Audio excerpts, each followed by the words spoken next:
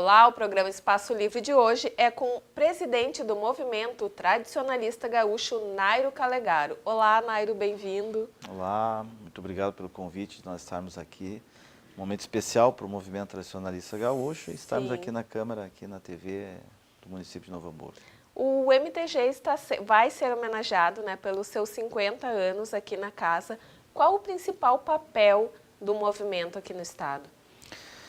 O movimento ele completa agora 50 anos, e ele tem um grande papel social, Ele consegue se inserir de uma forma muito abrangente.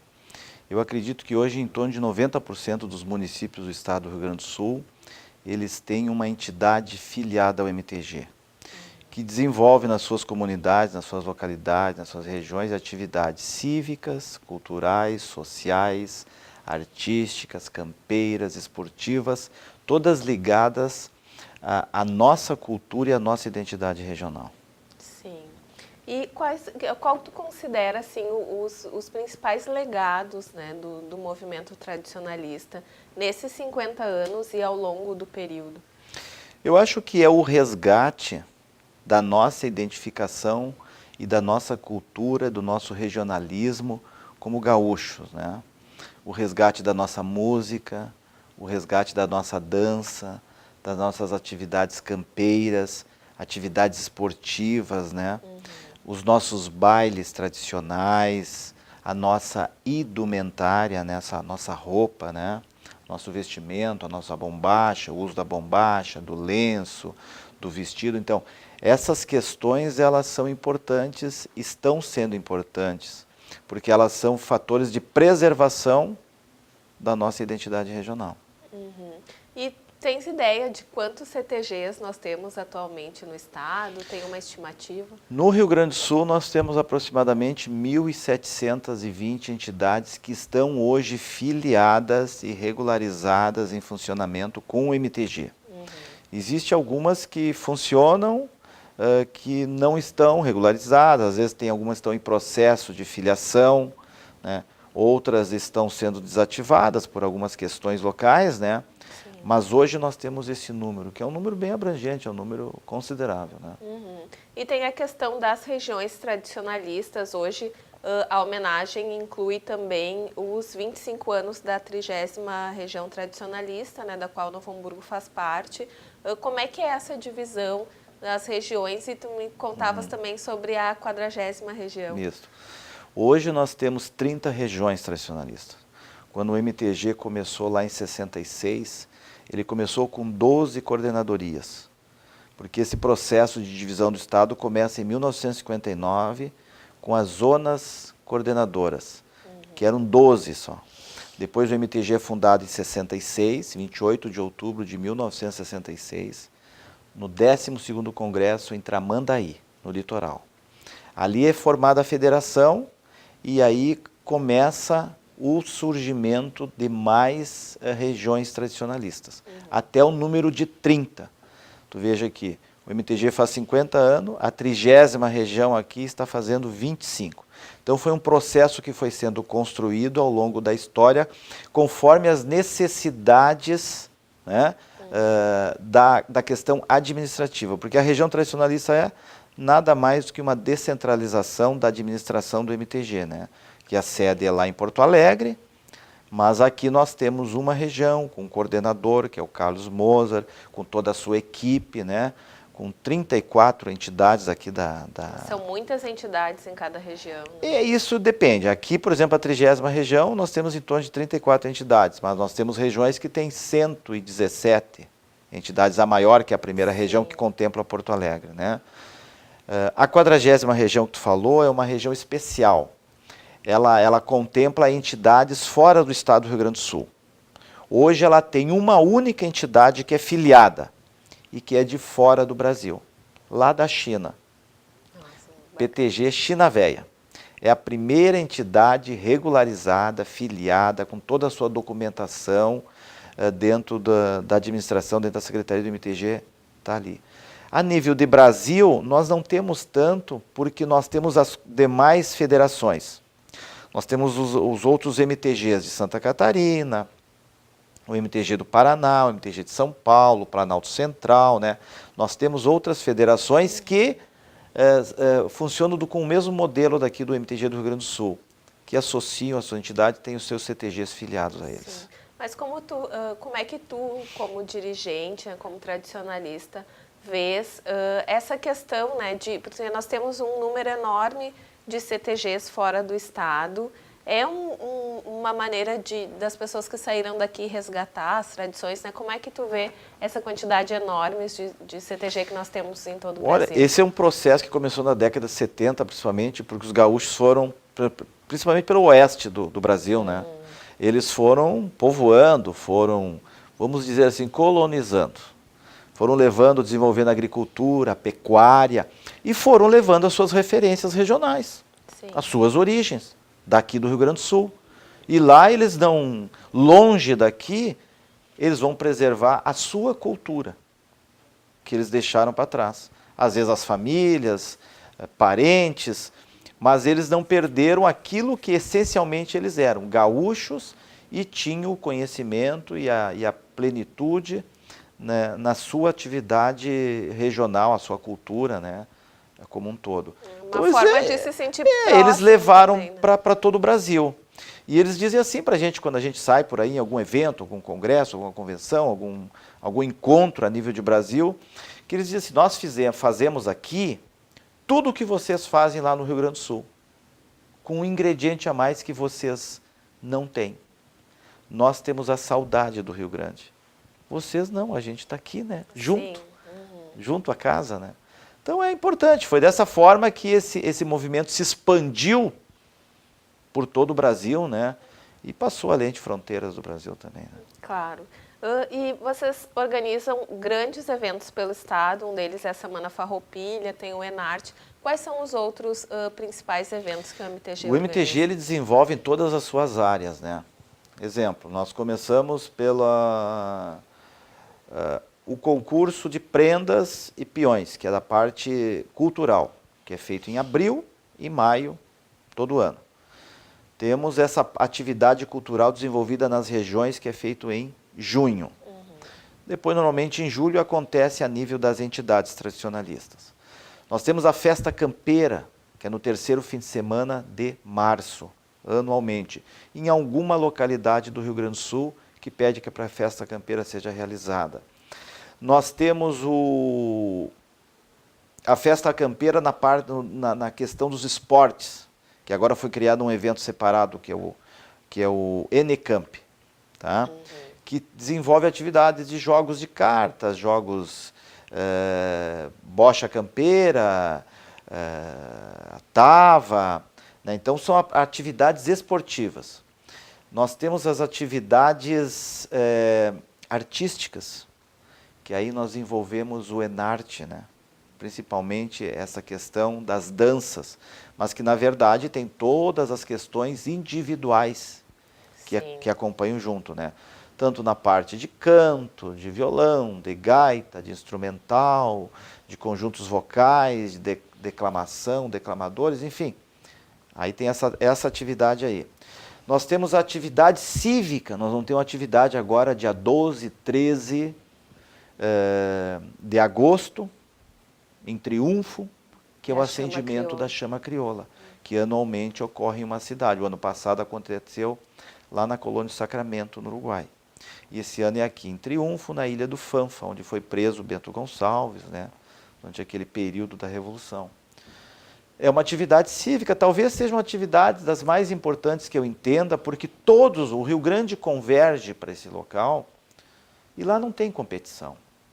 Nós vamos atrás de um simbolismo maior, que nos identifica e que anualmente nos renova, vamos dizer, todo esse sentimento que nós temos de pertencimento a essa terra aqui, a essa cultura, a essa tradição, a essa herança que nós recebemos de nossos pais, nossos avós, enfim, de nossos antepassados, né? Então, a chama, ela representa muito isto. E se tu perguntares para cada um daqueles tradicionalistas que estão ali, cada um vai ter o seu significado da chama. Né? Mas, como um todo, ela nos representa a nossa cultura, o nosso estado. Tanto que é um evento oficial dos festejos Farroupilha. Ele é praticamente a abertura, é a Sim, abertura dos festejos sim. Farroupilha no estado. Semana Farroupilha, bom, a Semana Farroupilha tem uma grandiosidade, né? A Semana Farroupilha, eu acho que, e acredito que é um evento que acaba agregando outras pessoas, né? acaba agregando o estado inteiro, pessoas que não são ligadas às tradições, aos movimentos tradicionalistas, às CTGs. O acampamento Farroupilha em Porto Alegre, aqui em Novo Hamburgo, ou onde quer que seja, acaba atraindo grande parte da população, né? Como é que o senhor vê essa questão da Semana Farroupilha? Eu acho extremamente importante isso, e muito positivo essa questão da Semana Farroupilha e da forma como ela vem sendo construída através... esse modelo do acampamento Farroupilha de Porto Alegre, ele vem sido repetido, né, e copiado por muitos municípios pelo Rio Grande do Sul, né? Não da dimensão quanto mas dentro da sua inserção regional, da sua inserção local, da sua capacidade de absorção do evento na sua localidade. Claro que Porto Alegre tem uma outra dimensão, população muito maior, né? A diversidade que tem lá dentro dos municípios que circundam ali é bem grande, né?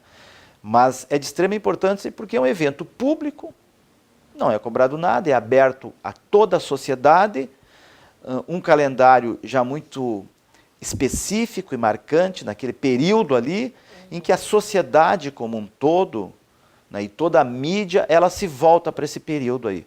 Porque é o dia do gaúcho, 20 de setembro, né? Então há todo um apelo social em torno desse processo aí. Eu acho extremamente importante porque é um momento de inserirmos a sociedade naquele contexto ali que muitas vezes ela não tem participação plena. Sim. E como é que o senhor vê a questão o que o movimento tradicionalista, todos esses eventos representam para a economia do estado, né? A Semana Farroupilha movimenta muito a economia também, né? E acredito que outros eventos também. Olha, a cadeia produtiva é enorme, né? Nós até estávamos comentando um pouquinho antes ali, as pessoas foram para a questão campeira, né? Que tem um envolvimento muito grande. Aí tu tem a questão de criação de cavalo, fabricação de ração, indumentária, realização de eventos, né? Até mesmo podemos dizer aqueles que fabricam hoje motorhomes, reboques, enfim, afins para essas atividades. Aí nós vamos para a parte artística, né? É costureiro, é músico, é coreógrafo, né? É empresas de ônibus transportando esse pessoal por todo o Rio Grande do Sul, porque é evento por tudo que é lugar. O turismo interno é muito grande, que gira em torno disso aí, né?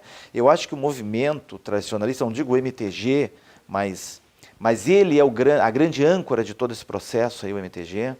Ele movimenta e tem uma economia interna muito grande, né? Que é muito representativa da nossa circulação interna, do nosso turismo.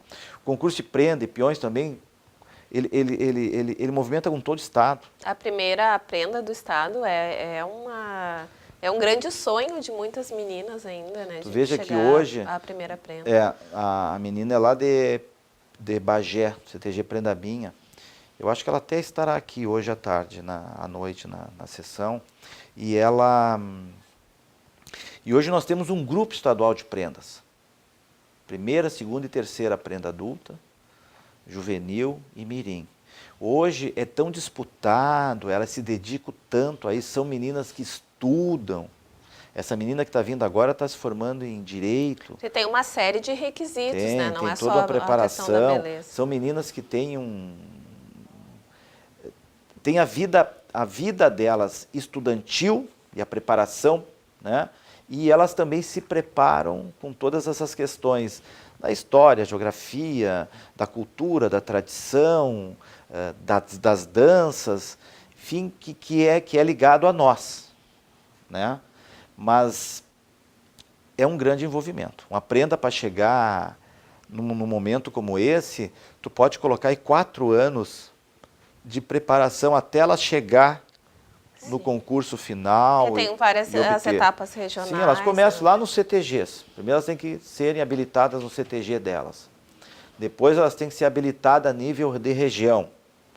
E depois elas têm que ir a nível de estado. Aí eu já estou falando em 3 anos.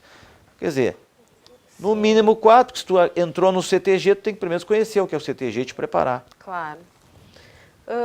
A questão, acredito que esse evento e outros, né, como o Enarte, envolvem muito os jovens, né? Como é que um movimento que está fazendo 50 anos e algumas questões tão tradicionais, como é que vocês têm chamado os jovens, né, a continuar nos CTGs, a continuar, enfim, envolvido com as tradições?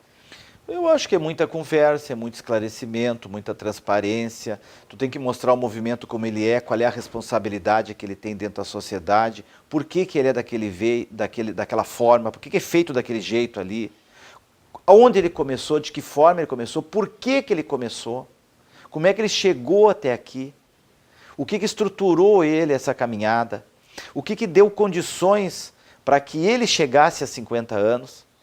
E a responsabilidade que eles têm de dar continuidade a todo esse processo, mas conhecendo essa trajetória, não é? Para que eles possam levar mais 50 anos. Claro que a sociedade ela se move, existem a cada dia questões sempre palpitantes batendo na nossa porta, as questões a serem discutidas, e o movimento tem que ter essa capacidade de absorção, de acompanhamento, mas sem perder a sua essência. Seus valores fundamentais, né, as suas origens, ele não pode perder isso, porque aí ele perde a seiva que circula e mantém ele vivo. Se nós estancarmos essa seiva, ele morre. Sim. O senhor é natural de Santo Ângelo, né, mas viveu e vive em Porto Alegre. Como é que foi o seu ingresso no movimento tradicionalista? Vem de berço, vem de família, como é que é? De família. Como é que foi? De família. Eu te digo assim, meus pais são fundadores de entidades, meus avós lá em Santo Ângelo, eu sou natural de lá, fui criança para Porto Alegre, me criei em Porto Alegre, quer dizer, ingressei no movimento organizado lá em Porto Alegre, mas a minha essência, as minhas origens, eu nunca perdi essa referência, porque eu sempre fui lembrado por eles, da onde eu vim, né? Da onde eles vieram, da onde isso começou.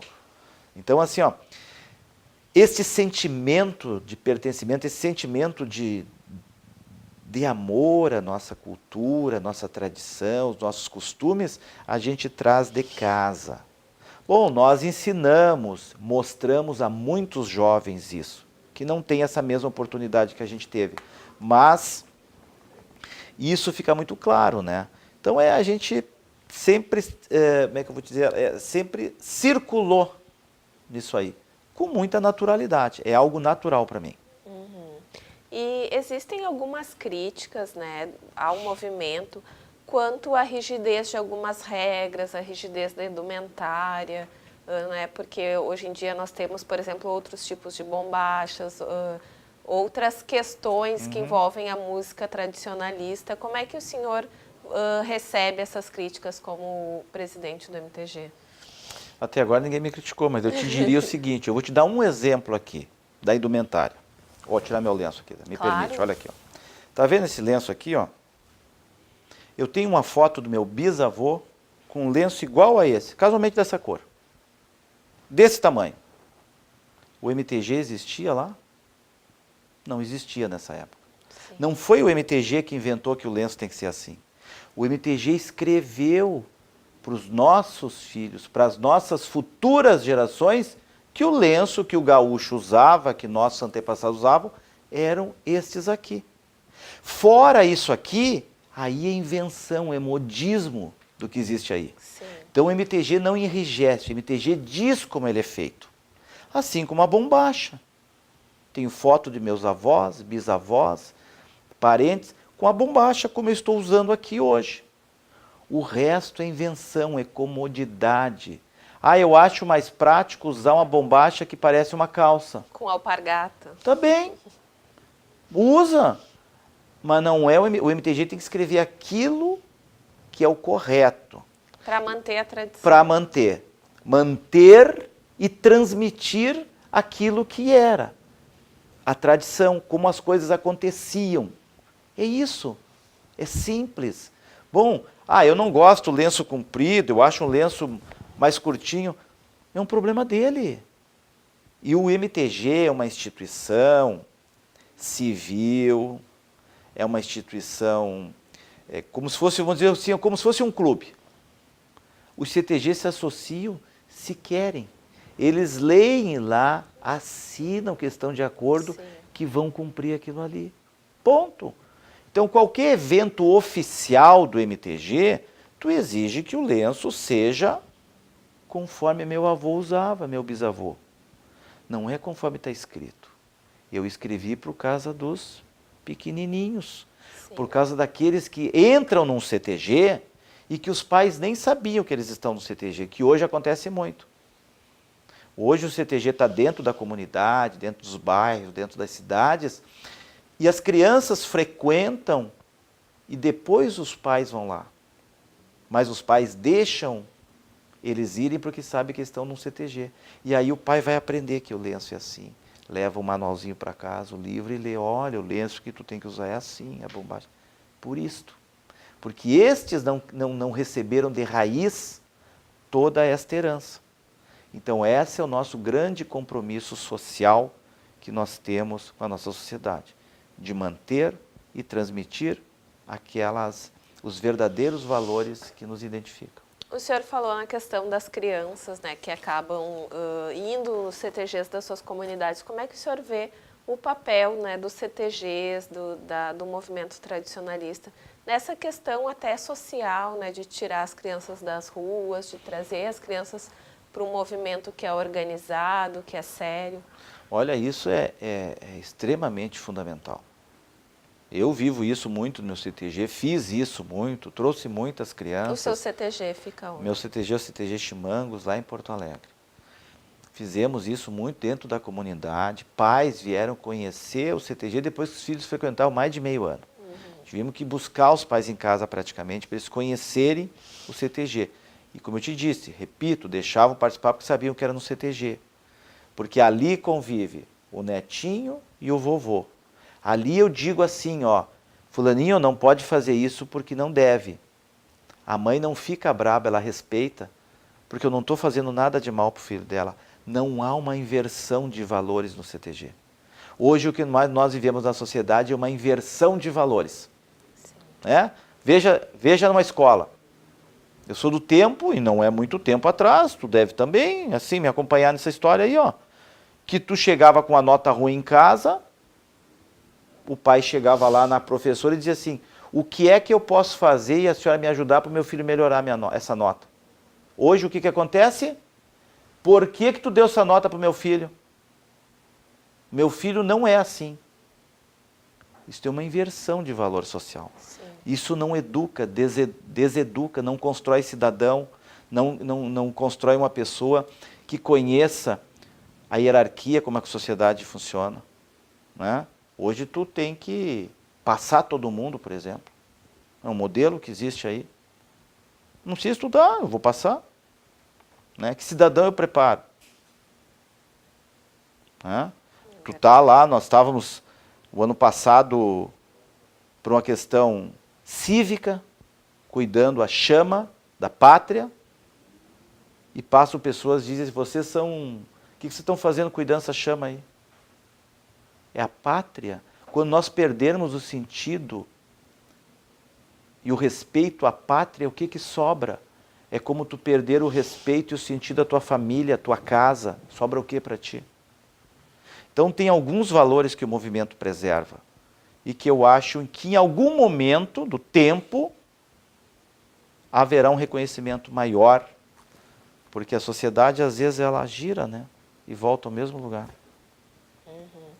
O senhor falava da questão da chama crioula, né, que logo em seguida nós já começamos os festejos farroupilhas. Como é que está a organização, que é praticamente o mês inteiro, né, o mês farroupilha, e tem alguma influência das questões financeiras, de incentivo do Estado, que possa ser menor esse ano os festejos farroupilha? Olha, eu vou dizer assim, o MTG e o movimento, ele sempre, como eu digo, sempre soube caminhar pelas suas próprias pernas. Se tem, melhor. Se não tem, vai sair também do mesmo jeito. E está tudo organizado para acontecer. Nós sabemos de todas as dificuldades que o Estado passa, que os municípios passam, né? Então nós temos que lidar com as limitações de cada local que a gente está fazendo um evento. respeitando isto e fazendo acontecer da mesma forma como a gente sempre fez acontecer durante 50 anos. Na hora que sobrava, na hora que faltava, na hora que tinha o suficiente, nós vamos fazer. O evento está organizado, o evento vai sair em triunfo, o acendimento da chama vai ser um grande evento, no dia 12, a geração da chama crioula na ilha, no dia 13 a distribuição no Parque de Rodeios, lá Camboatá, lá em Triunfo, vai ser feita a distribuição para as 30 regiões tradicionalistas e cada região vai levar para a sua localidade e aí faz as suas distribuições regionais e começam as atividades em cada município, em cada região. Mas vai acontecer, pode ter certeza. Tá certo. Para encerrarmos, então, pedir que o senhor deixe uma mensagem aqui para os hamburguenses, né, que também estão completando os 25 anos da 30ª, comemorando os 25 anos da 30ª região tradicionalista. Eu deixo aqui meus parabéns à 30ª região tradicionalista, no seu 25º aniversário, na pessoa do coordenador, o Carlos Mose, toda a sua equipe, né, que tem trabalhado incansavelmente por esse movimento. Né? Nós temos aqui também, aqui de Novo Hamburgo, o nosso conselheiro do MTZ, o seu Gerson Ludwig, que nos acompanha nessa caminhada de hoje aí. E dizer a vocês que não desistam. Nós temos que continuar acreditando. E se nós estamos aqui, é porque nós temos fé e acreditamos nesse movimento. Sabemos que através dele nós podemos alçar voos maiores. Nós podemos construir muitas coisas dentro dessa sociedade. Nós podemos reabilitar algumas questões que muitas vezes são deixadas de lado. Valores que nos construíram até aqui, valores morais, valores éticos, valores familiares, sociais, que nos conduziu e que nos mostrou o caminho. Então eu deixo a todos os hamburguenses aqui que apoiem as entidades tradicionalistas, que estejam ao lado, né, que frequentem o CTG e que venham a conhecer. E podem ter certeza que o movimento tradicionalista vai achar também a forma de se inserir de uma forma mais efetiva dentro da sociedade, mais contemplativa, mais abrangente, mais associativa e mais unificada. Pode ter certeza disso. Tá certo, muito obrigada pela sua presença e parabéns pelos 50 anos do MTG. Obrigado. Esse foi, então, o presidente do Movimento Tradicionalista Gaúcho, Nairo Calegaro. E no próximo programa nós estaremos de volta com mais pessoas que incentivam e atuam na cultura do município e da região. Até mais!